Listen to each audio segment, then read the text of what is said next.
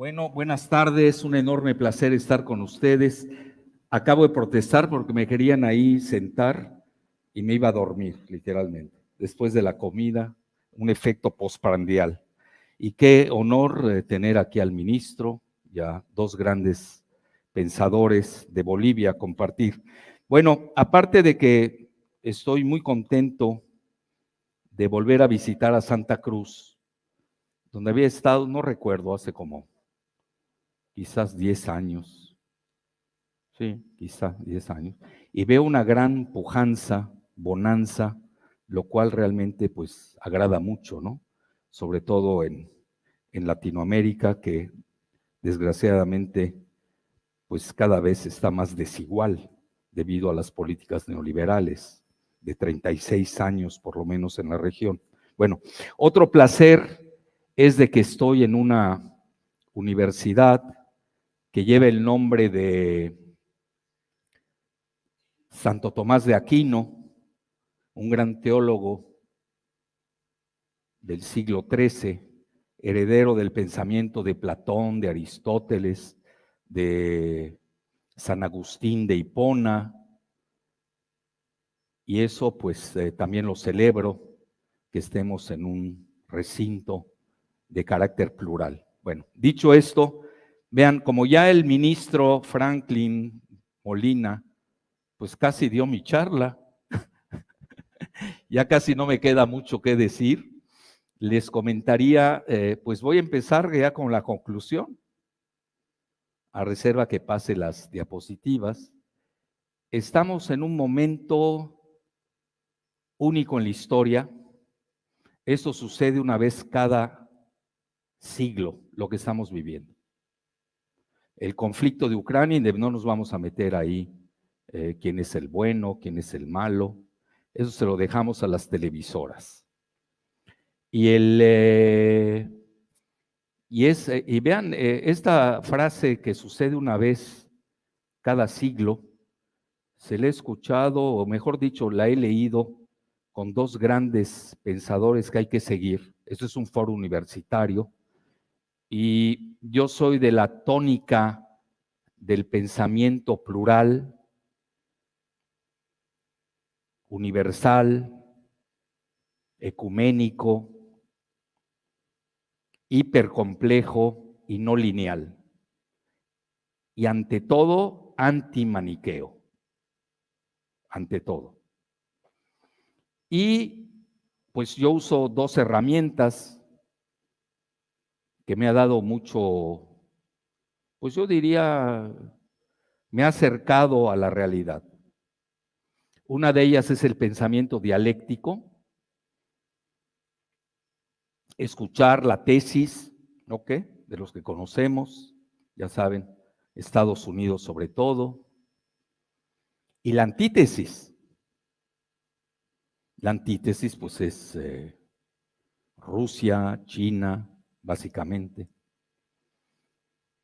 Y ustedes sabrán sacar su síntesis.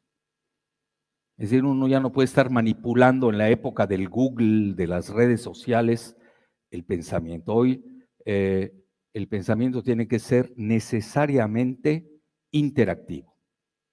Y es mejor la comunicación cuando también los oyentes o radioescuchas o televidentes, como les quieran llamar, coparticipan en el análisis del ponente. Entonces eso, a mi juicio, es fundamental. Y la otra herramienta es el abordaje multidimensional. Vean, todos tenemos la razón, de cierta manera, con un cierto grado de honestidad, de nuestro abordaje metodológico. Pero no es lo mismo ver desde el sótano o en el último piso del sótano de un rascacielos que ver en el último piso o en el penthouse de un rascacielos. Los del sótano pues no van a ver nada, se van a imaginar el horizonte. Y los del penthouse, conforme suba más los pisos del edificio, pues van a ver mejor. Por eso yo abogo mucho por el pensamiento multidimensional, que es muy dinámico, no es estático. Tener la visión del zoom cronológico, no es lo mismo el plazo inmediato que el corto plazo, que cuando mucho llega a 2 años, que el mediano plazo de 10 años máximo, y el largo plazo que va más allá de los 10 años. Ustedes le dicen esto a los chinos y se van a burlar de nuestro pensamiento occidental, porque para un chino el largo plazo es de 120 años. Vean ustedes ya cómo se diferencia la cosmogonía y el abordaje aún de Cronos. Entonces, el pensamiento multidimensional, pues es ver cómo está la geoestrategia, al final del día, en la pirámide del poder, quienes han ganado las guerras previas, no estoy haciendo la apología de las guerras, estoy dando nada más un dato real, han impuesto su modelo. Como con un término que me gusta mucho que ha estado manejando el ministro Franklin Molina, de gobernanza, es un término suave, delicado, no molesta mucho, como hay otros términos. Yo, por ejemplo, manejo control, imagínense, es muy fuerte, ¿no? Hoy se lo estaba comentando al ministro. Una palabra demasiado, bueno, pero es la realidad a nivel militar. Los militares lo manejan, ustedes lo saben con el C4, que es el command, quién comanda, quién ordena. 2, el control. Digo, este mundo no está suelto. No vayan a creer que esto así se da porque se me ocurrió en un bar una idea genial, esta se va a aplicar a nivel mundial. Hay un comando de dominio mental, estratégico. Hay un control, está en tercer lugar la comunicación y en cuarto lugar, pues lo que maneja la comunicación, que son las computadoras. Pudiéramos meter hasta la digitalización, para hacerlo más extensivo, pero ya saben, como rima muy bien, son las 4 famosas letras C, que no hay que perder de vista. Entonces, la geoestrategia, y eso es importante definirla, para ver, bueno, y hoy cómo está el mundo. Y con eso voy a empezar precisamente. Esa es mi muy humilde hipótesis. Nada más que se los digo con humildad y rigor, en Latinoamérica también pensamos, y pensamos muy bien, no nos acomplejemos. Yo, por ejemplo, lo digo con humildad y rigor, desde mi cátedra y mis escritos. Yo creo que fui de los primeros en el mundo que lo dijo. Que el mundo iba a la desglobalización, lo escribí desde el 2006, y a la regionalización. Y hoy estamos en ello. 16 años más tarde. Hoy ya cualquiera lo dice. Hasta Deutsche Bank lo dice. Se acabó la globalización. BlackRock, el máximo banco del mundo, que por ejemplo tiene el equivalente del Producto Interno Bruto de México de casi 10 veces. Estamos hablando de un banco que maneja más de 10 millones de millones, 10 a la 12ª potencia, trillions en anglosajón, trillones en anglosajón. Comparen con el PIB de Bolivia, Producto Interno Bruto. Bueno, ese es el mundo de la globalización.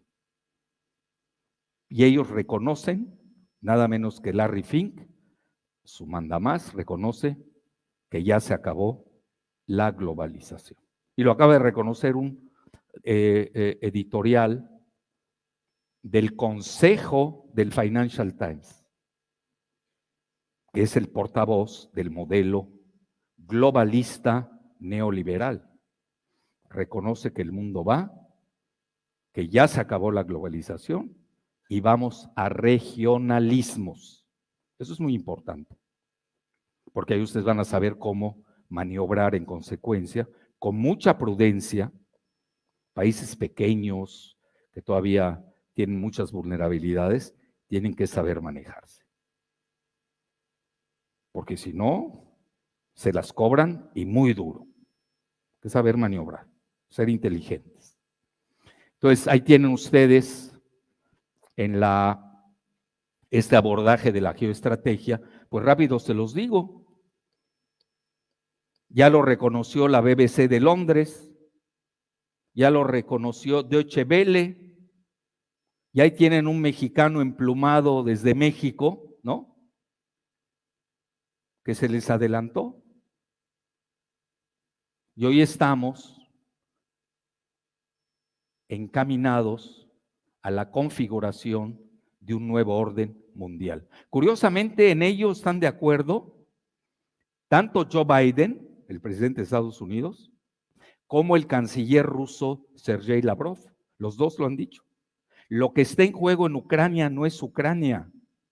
Ucrania es una singularidad geopolítica a partir de la cual tiene reverberaciones a nivel mundial, donde se agudizan las tendencias que ya venían desde 2006, 2008.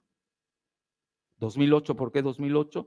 Porque es cuando viene la quiebra de Lehman Brothers, el banco estadounidense, y la dupla en ese momento que gobernaba, que era nada menos que Obama, Barack Hussein Obama, para no olvidarnos de sus nombres, y de Joe Biden, su vicepresidente en ese momento,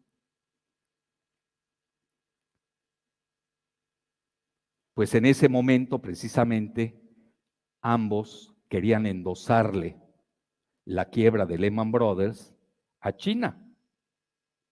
Y es cuando China dice, ya no juego más, se acabó. Y a partir de ahí empiezan a forjar los prolegómenos de lo que hoy se ha acentuado. Eso es importante entenderlo. Hay que entender muy bien la cronología, la secuencia, y ahí tenemos, yo diría, dos fechas seminales, una en el año 2000, aunque no, o 2001, por ahí. Cualquiera puede googlear y me puede corregir. Donde el mismo Vladimir Putin quería ingresar a la OTAN. ¿Alguien lo puede creer? En 2001, Vladimir Putin quería ingresar a la OTAN. Y Estados Unidos no lo aceptó, no lo aceptó, no lo aceptaron. ¿Por qué? Porque Estados Unidos tenía otro proyecto, que siempre nunca lo han ocultado. Pues ahí están sus escritos. Los que damos clases de geopolítica lo venimos escudriñando desde el año 1901, desde Mackinder, el geógrafo británico, donde decía, quien controla Eurasia, controla el mundo. Obviamente se refería a materias primas, todavía en ese momento no imperaba todo esta volatilidad artificial del financierismo, que realmente llevó a sus límites el modelo de la globalización neoliberal.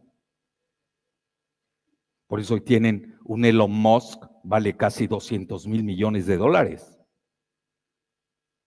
Un personaje, Elon Musk, 200,000 millones de dólares. Más que el PIB de Bolivia. Increíble, ¿eh? Bueno, ese es el mundo de la globalización financierista.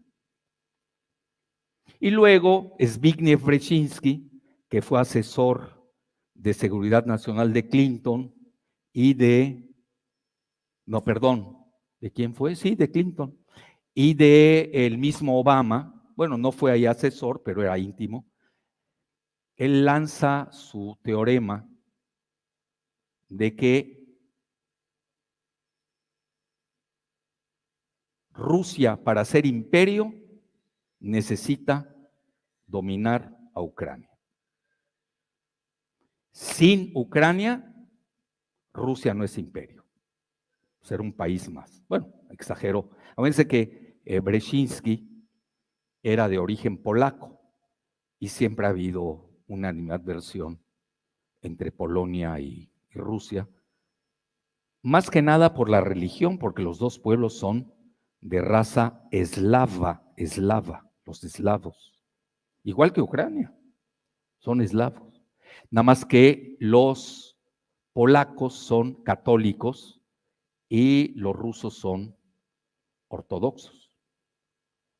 Aunque no lo crean, todavía a la fecha tenemos guerras religiosas. Ucrania es una guerra religiosa.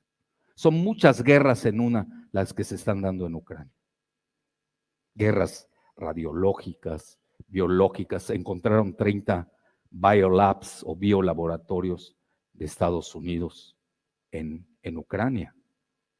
Ese es, si ustedes me preguntan de todo lo que ha pasado, obviamente estamos en contra por ser simplemente humanos. Y yo soy del axioma del gran pensador fenicio, Terencio, quien comenta: nada de lo que es humano me es ajeno. Entonces tenemos que ser humanos.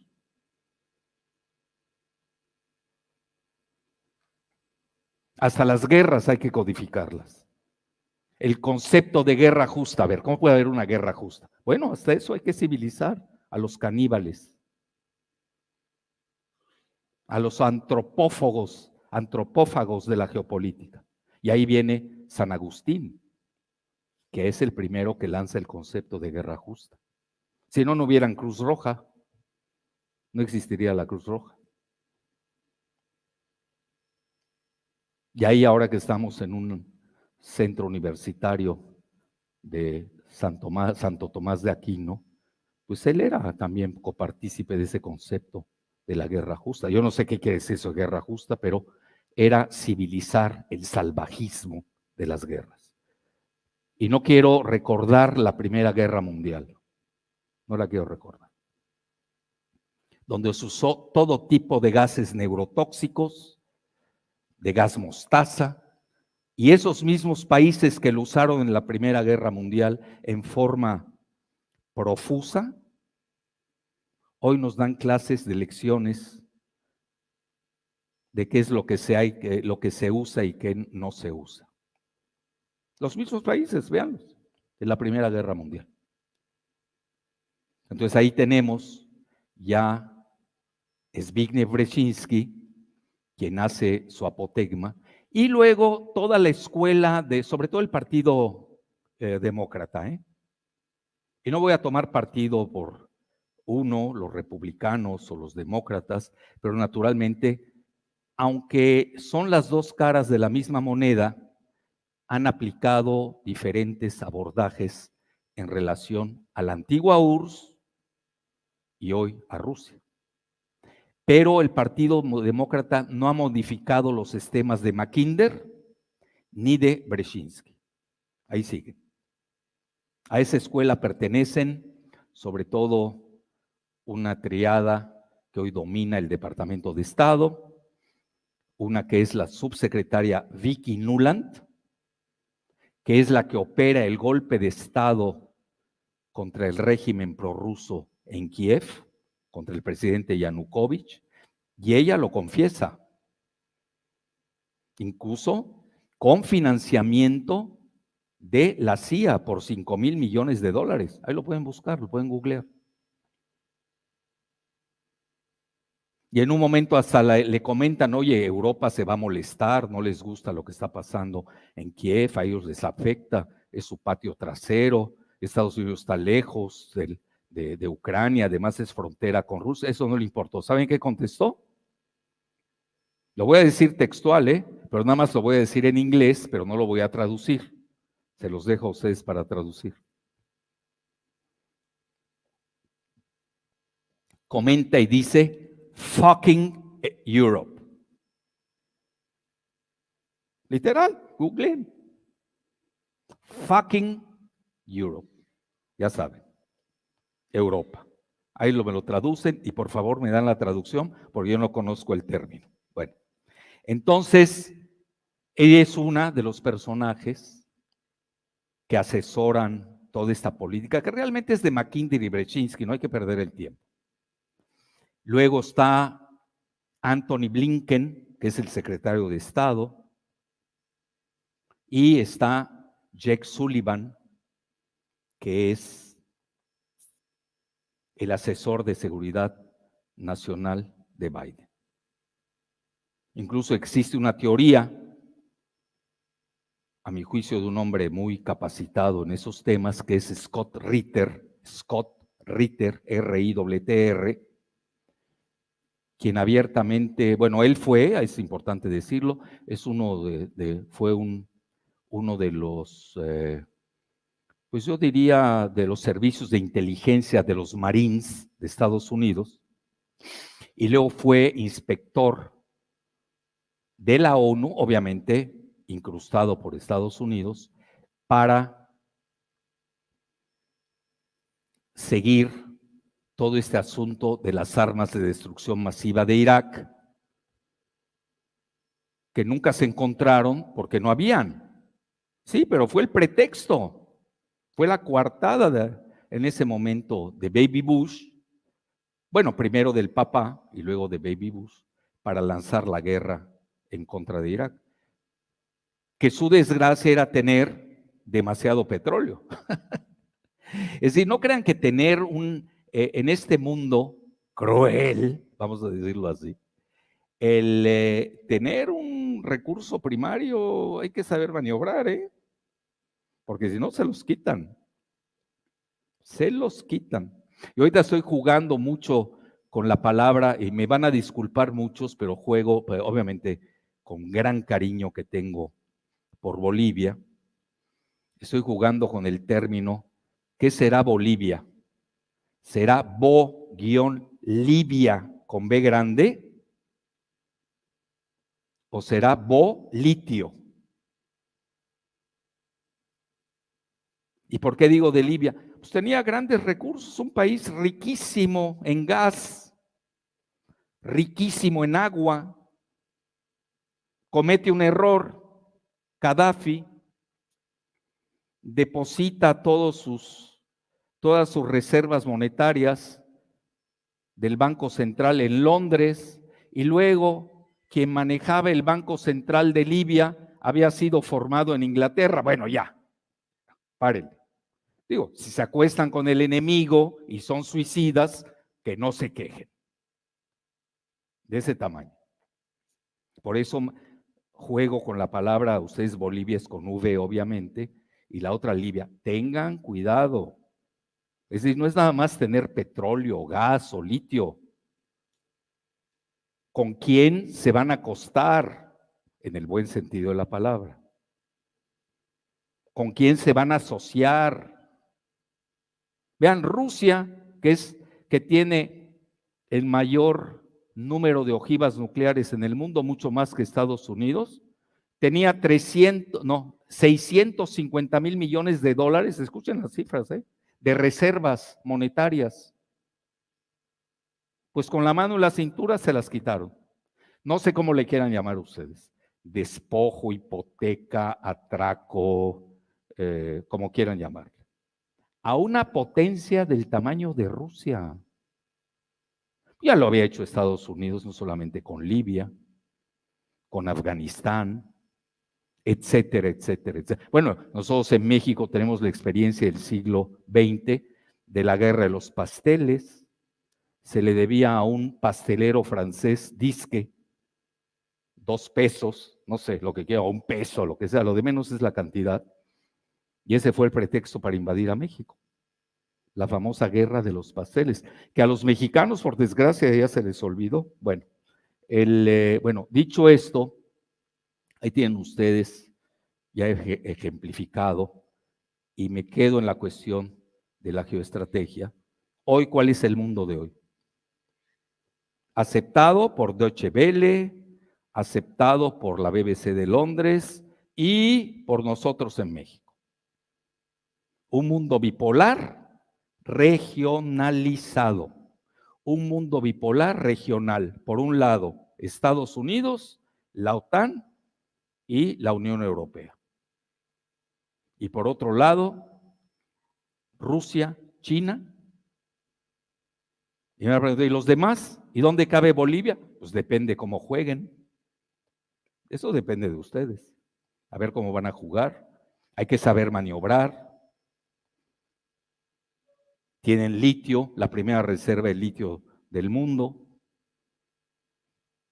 Tienen que saber maniobrar. Tienen que saber con quién se asocian, cómo, cuál es la banca. Yo siempre he hecho la crítica, me acuerdo cuando vine invitado por Héctor Ramírez, que era el secretario, me acaba de decir nuestro amigo Hugo, del Linera, vicepresidente. Yo le comentaba, yo soy muy observador en eso. A mí me gusta ver mucho las calles, si tienen suficientes bancos o no. Yo de inmediato noto la prosperidad de un país viendo el número de bancos. En el modelo de la globalización financierista neoliberal. Obvio, que tener su... Y me llamaba la atención de no ver bancos en La Paz. Y aquí también no veo bancos, ¿eh? He visto ahí el Fácil, ¿no? Sí se llama Fácil. No Fósil, ¿eh? Fácil. Y el otro, ahí vi un banco Ganadero. Son los únicos dos bancos que he visto.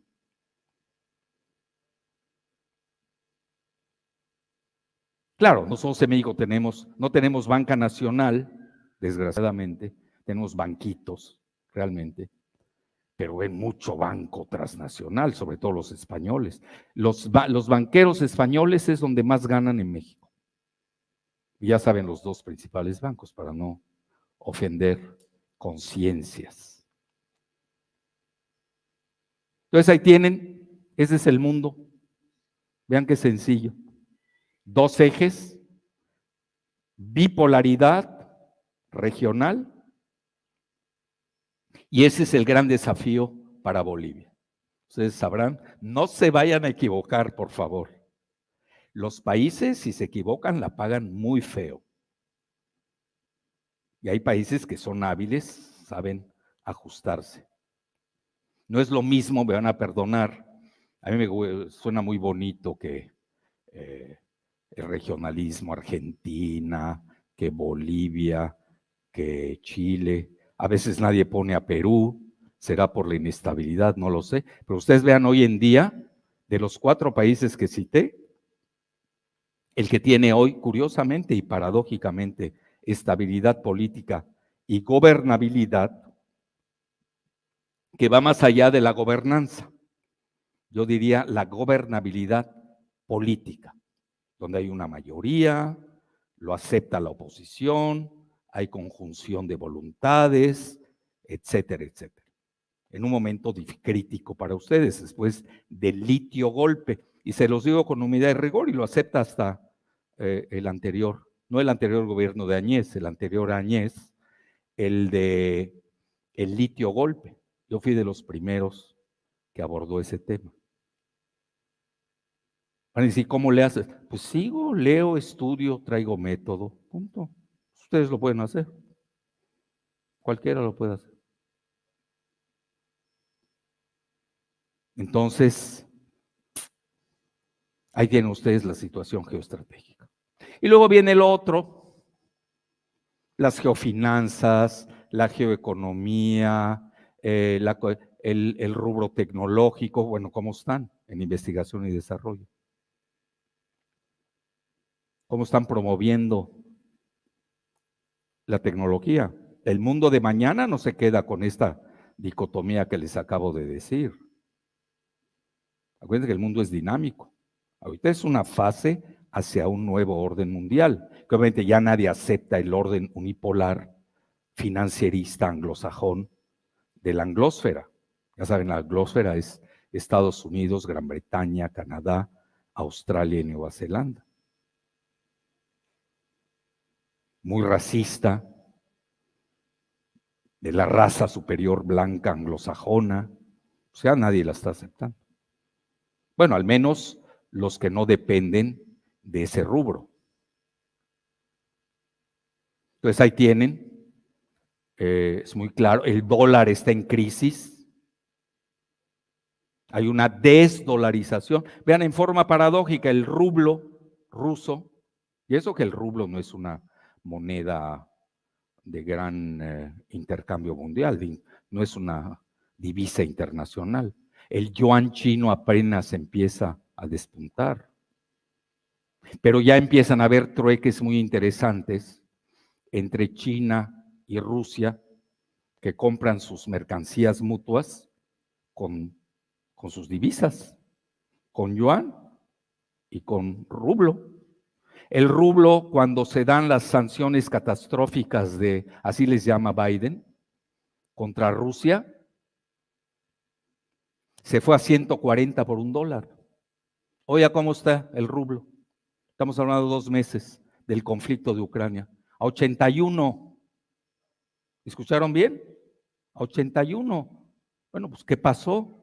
Pues tienen gas. Tienen gas. La principal potencia mundial gasera se llama Rusia. Y ya le venden gas con descuento, nada más que es un descuento, pues ya subió, vean todo lo que subió, nos acaba de elucidar espléndidamente el ministro Franklin Molina. Ya India compra gas ruso en descuento y lo intercambia con rupias. Ya se saltaron al dólar. Bueno, van a decir, ¿y eso qué? No, cuidado. Estamos hablando, China es la segunda economía mundial. Y a nivel de Producto Interno Bruto, de poder de paridad de compra, es ya la primera. Eso hay que contarlo bien.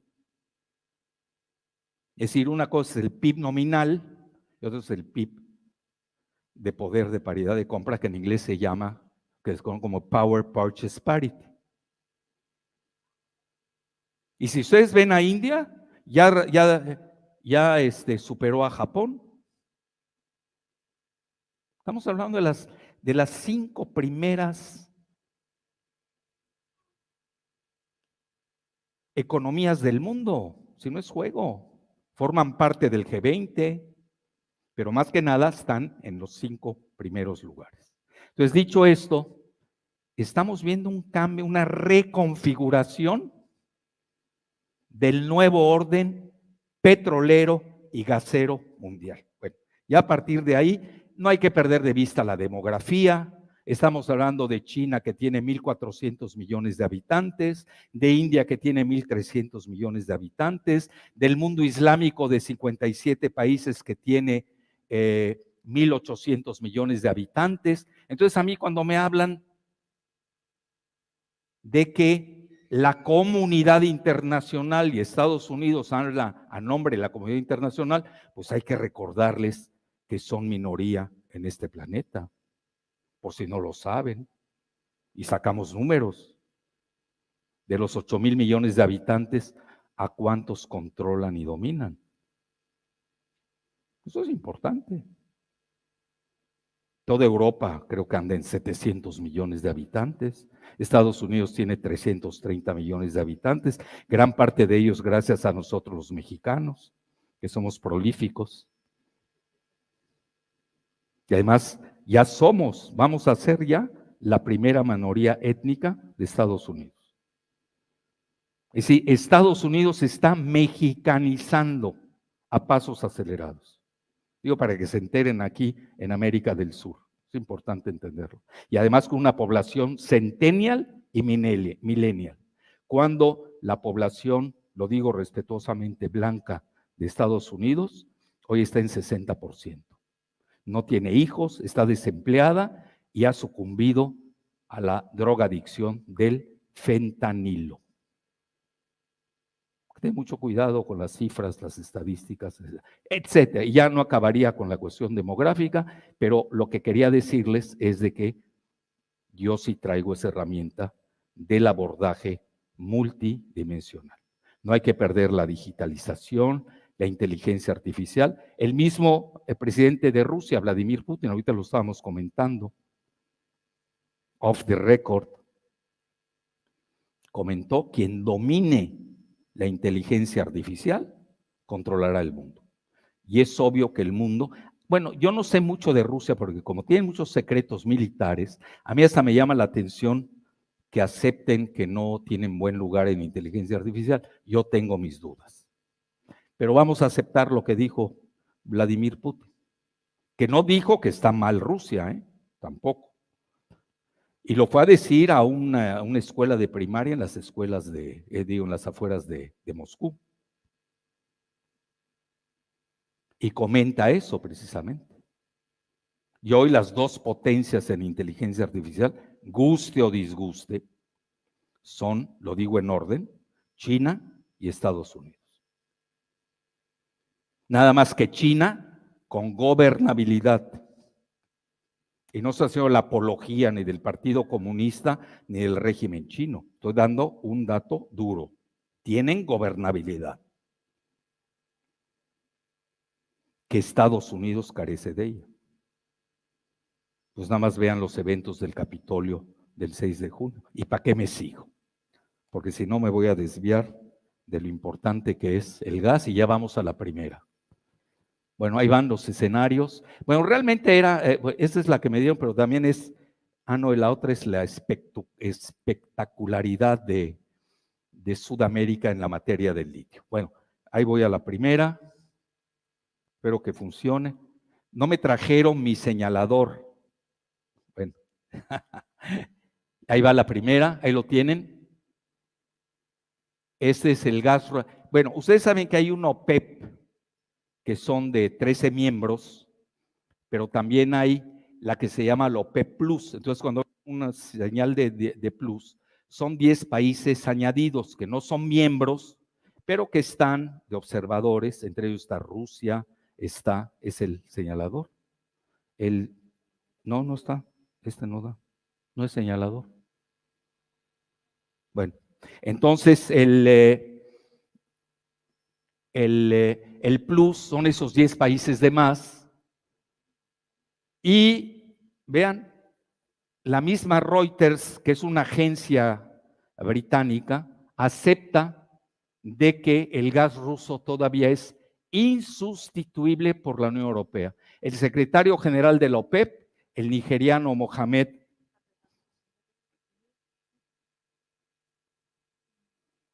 No está.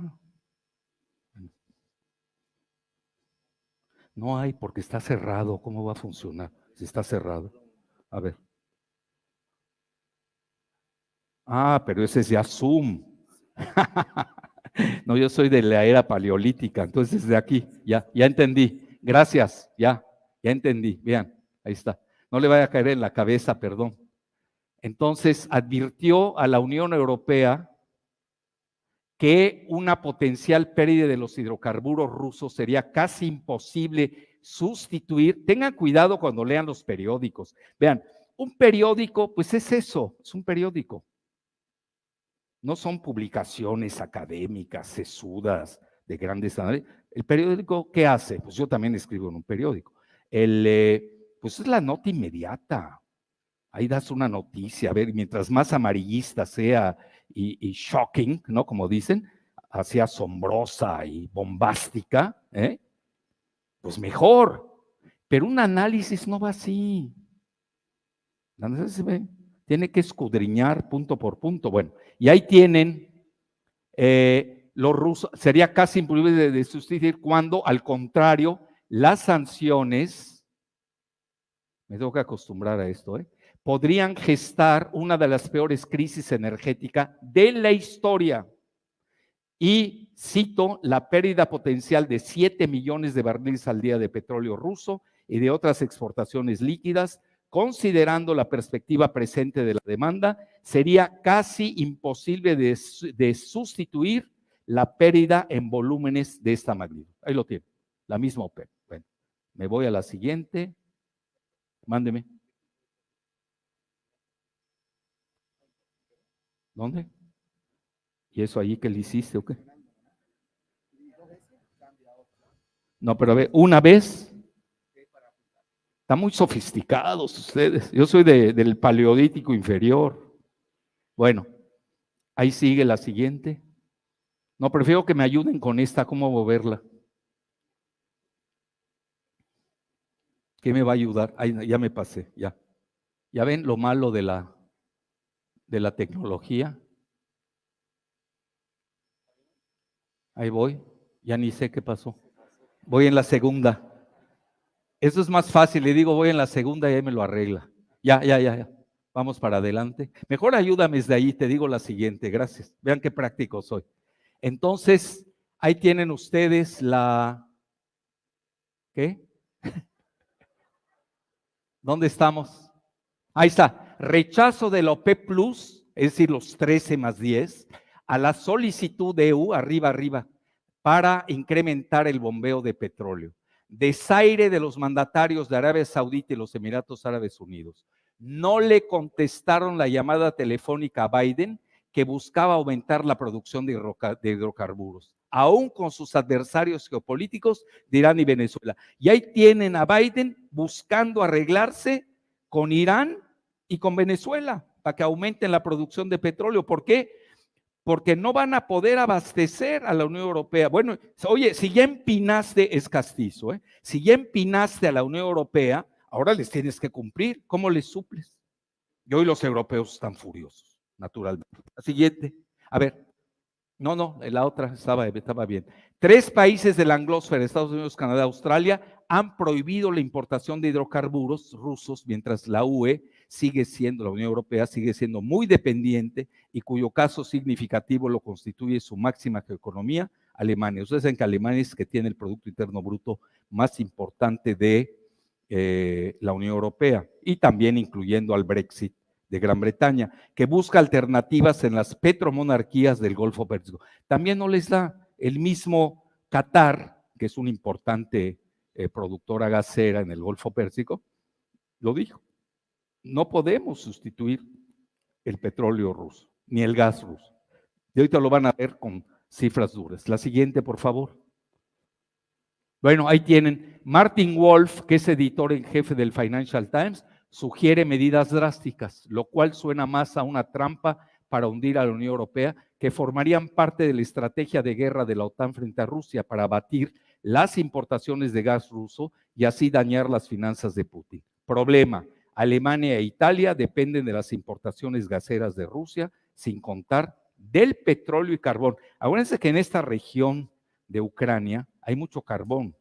Y aunque no lo crean, aunque sigan hablando de energía limpia, etcétera, siguen usando carbón. El mismo Estados Unidos, la misma China.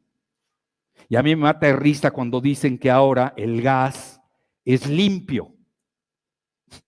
Ahora ya nos salieron con que el gas es limpio. Nunca han olido el gas ni lo han visto, creo. ¿Cómo va a ser limpio el gas, por favor? Bueno, es más limpio que el petróleo, obviously. Y el petróleo es más limpio que el carbón. Eso es más que obvio. Pero no tienen manera de sustituirlo. Ya ven que tenían el plan para hacerlo de las alternativas en los próximos 10 años. Y ahí les va otra. Lo acaba de decir el ministro.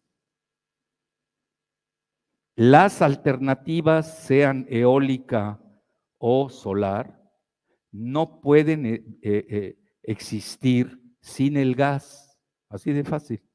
¿Por qué? Porque necesitan una producción estable y constante, lo cual no lo tienen ni la energía solar, ni la energía. ¿Por qué? Pues las tempestades. Y la eólica igual.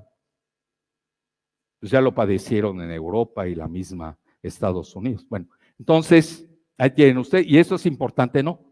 El diagrama anterior. Bueno, vean, Alemania está entre los países más dependientes del gas ruso, son datos del 2020, porcentaje, vean, cuánto Hungría depende del gas. Luego, Latvia, ¿no? Que creo que es Lituania, ¿no? No, o Letonia. Y luego la República Checa, vean, nada más vean, bájenle. La República Eslovaca, Finlandia, Bulgaria, Alemania, vean dónde está. Casi tiene más del 50%, yo diría casi el 60%, tiene de dependencia gasera de Rusia. Vean, Italia está en 40% de dependencia. Francia necesita menos, porque ustedes saben, Francia, pues tiene desde hace mucho, depende mucho de la energía nuclear por sus reactores. Bueno, la siguiente, por favor. Y ahí tienen ustedes alrededor del 70% de las exportaciones del gas ruso, tienen como destino la Unión Europea. Es su principal mercado. Por eso la Unión Europea no ha ejercido las sanciones que ha podido hacer Estados Unidos y Canadá. y Australia. ¿Por qué razón? Porque vean la dependencia que tienen con el gas ruso. Está bien, van a aplicar las sanciones contra Rusia. Bueno, y luego, imagínense toda la industria farmacológica de Alemania, la industria química, que es de las mejores del mundo. Es inviable. Bueno, y ahí tienen ustedes, vean a dónde exporta Rusia el gas. Bueno, ustedes ven esto, leen que ya vienen las sanciones catastróficas. ¿Y qué va a suceder? Pues es lo que acaba de escribir en su famosa publicación Glaziev, que es un pensador ruso, un gran economista, pues se llama la publicación Sanciones y Soberanía, que precisamente Glaziev es de los que han hablado, esto sucede una vez en un siglo. Igual lo hace Alastair Crooke. Alastair Crooke fue el asesor del canciller Javier Solana español de la Unión Europea. Igual dice lo mismo. Y es británico. Y era además del espionaje el MI6 británico. Un James Bond, pero inteligente, que hacía análisis, no usaba la pistola. Entonces, hablan lo mismo. Esto sucede una vez en un siglo. Es lo que estamos viviendo todos. Unos lo sabemos, otros lo medio sabemos, otros colegimos, otros no coligen. Bueno, así es esto. Pero esto, como muy bien dijo el ministro Franklin Molina, es un punto de inflexión. Aunque pudiéramos discutir si esto no venía ya de más atrás, del 2006, 2008, esos 2 años importantes, sobre todo con la quiebra de Lehman Brothers, donde se acelera, se agudizan las tendencias que ya venían. Bueno, y ahí tienen los demás: Belarus, Turquía, China, Japón, Kazajstán, Sudcorea y otros. La siguiente, por favor. Y ahí están los 10 principales países que producen el mayor número de gas natural en metros cúbicos. Vean, Estados Unidos, eso es producción, tengan cuidado, ¿eh? Una cosa es producir y otra es tener reservas. Ustedes pueden tener muchas reservas y no quieren producir todo o parte. Tienen su programación, tienen su presupuesto, es diferente, producción a reservas. Bueno, entonces ahí tienen Estados Unidos, luego viene Rusia, luego Irán, luego China, Qatar. Por ejemplo, China, que no tiene grandes reservas, pues está produciendo, ¿por qué? Pues lo necesita por su desarrollo, pero al mismo tiempo está importando. Y luego tienen Qatar, Canadá, Australia, Arabia Saudita, Noruega y Argelia. La siguiente. Y ahí va los que más consumen, pues obviamente Estados Unidos, luego sigue Rusia. Vean, en segundo lugar ha venido Rusia en producción y en consumo. Importante. Luego tienen a China, Irán, Canadá, Arabia Saudita, Japón, Alemania, México. Nosotros somos grandes importadores de gas. Ese es uno de nuestros talones de Aquiles. Pues tenemos varios talones de Aquiles, obviamente, no nada más uno. Y luego el Reino Unido, Gran Bretaña más Norirlanda, ahí lo tienen en 10º lugar. Y ahí viene, a mi juicio, la principal diapositiva, por favor. Ahí están las reservas, 2020, vean, Rusia, 19.9, se los dejo en 20%, ¿no? Ahí cerramos. 20% del mundo a nivel global. Segundo lugar, Irán, 17.1. Oigan, ¿se les hace casual que estos dos países tengan grandes sanciones? Para que vean el arma de Estados Unidos. Se sabe jugar, hay que reconocerlo. Y luego en tercer lugar tienen a Qatar, en cuarto lugar Turkmenistán, pero vean la diferencia, 19.9, 17.1, 13 y luego 7.2, se desploma. Luego Estados Unidos, vean lo que tiene, 6.7. A nivel petróleo, por ejemplo, dejó por las sanciones, Estados Unidos dejó de importar de Rusia, pero lo puede paliar vía Canadá, porque Estados Unidos depende mucho de Canadá.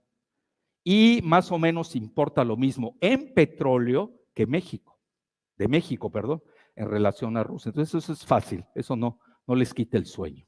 Y luego tienen a China, vean cuánto, 4.5, Venezuela 3.3 en gas. Venezuela es muy poderosa en petróleo, convencional y no convencional. Si se suman los dos, porque tienen petróleo pesado, a este le llama no convencional, pues es la mayor potencia de petróleo del mundo. Es importante saberlo. Y luego tenemos Arabia Saudita, vean cuánto, no produce mucho gas, no produce mucho petróleo. Los Emiratos Árabes Unidos 3.2 y en último lugar Nigeria. Y ahí les va lo principal.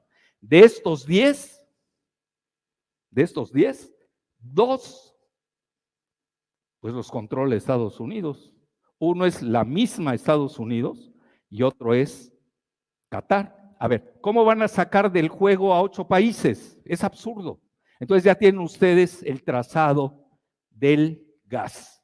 Está muy claro, no hay que ser genios, nada más conseguir esta diapositiva. Y creo que era la última.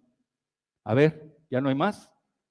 Ah, bueno, vean, el colapsólogo ruso Dmitry Orlov sentencia que Europa, cito, no tiene alternativa al gas ruso y que tampoco podría sobrevivir mucho tiempo sin él. Lo escribió en el Club de Orlov reciente del mes pasado. De ahí que Rusia se dé el lujo de exigir el pago de su gas en rublos revaluados. Pues muy amables, fue un placer.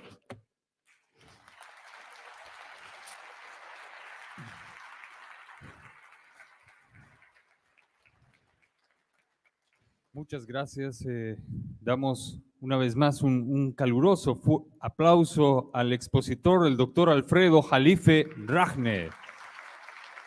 Y gracias también a todas las personas que nos están siguiendo a través de nuestras redes corporativas en Facebook, YouTube y a nuestros amigos de la prensa que están haciendo la cobertura.